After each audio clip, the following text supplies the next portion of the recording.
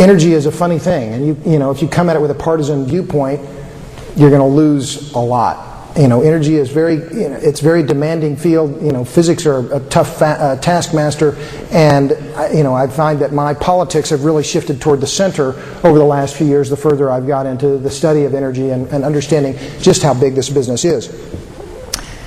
Sound like a braggart at the moment, but I have the best job of anybody I know. I get to read, I get to write, I get to interview people about the energy business, which I think is just the most fascinating sector anywhere. It's by far and away the world's biggest business. $5 trillion a year. That's not big business, that's huge business. 5 trillion is just my back of the envelope calculation. I'll run you through the numbers. The BP Statistical Review of World Energy in 2007 estimates that we now use about 10.9 billion tons of oil equivalent per year of primary energy. That's everything: coal, natural gas, oil, etc. Well, you convert that into barrels and you come up with about 80 billion barrels a year. You multiply 80 billion barrels by about $60, discount, you know, that's $108 today, but you discount it to $60, you get about 4.8 trillion, call it $5 trillion, and it's a fair number. That's an enormous number. What's $5 trillion?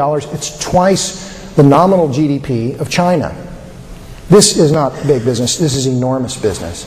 And that leads directly to my thesis in Gusher of Lies, which is very simple. Energy independence is hogwash. It is not possible. It is not doable in my lifetime and probably not in yours, and nor is it desirable. And yet, again, one of the reasons why I wrote this book was I was mad. Because I'd listened to every presidential candidate, you've heard them, all of them are talking about the same thing, saying we need energy independence. If only we had energy independence, everything would be better. The Arabs would go away, you know, terrorism would stop, we'd all sing Kumbaya, it'll all be wonderful. It's not going to happen. The world is interdependent. This is really the overriding theme of my book. We live in an interdependent world in everything. iPods, cell phones, fresh flowers, food, you name it. Houston is perhaps the best example of any city in this country of interdependence. You know, people from all over the world come here. People from all over America come here. They migrate here because the city from its very beginning viewed itself as an interdependent city. Look at the Houston Ship Channel. Houston isn't a seaport, but they've made it one by digging a big honking trench all the way to the coast. And that's what they did. You know, that's how the Ship Channel came about. A bunch of people got together and said, you know, we need a port here if we really want to make this city go. And they did, and look what's happened. It's a dynamic city and one of the most optimistic and, you know, tremendous opportunity in this town. And I really, you know, I came here in 1966, and I remember it vividly because came down from Tulsa, and my dad and my brothers went to the Astrodome. It had just opened, and I remember it vividly because I got to get a Shirley Temple, you know, and it had a big red maraschino cherry on the top, and I thought, man, this is great.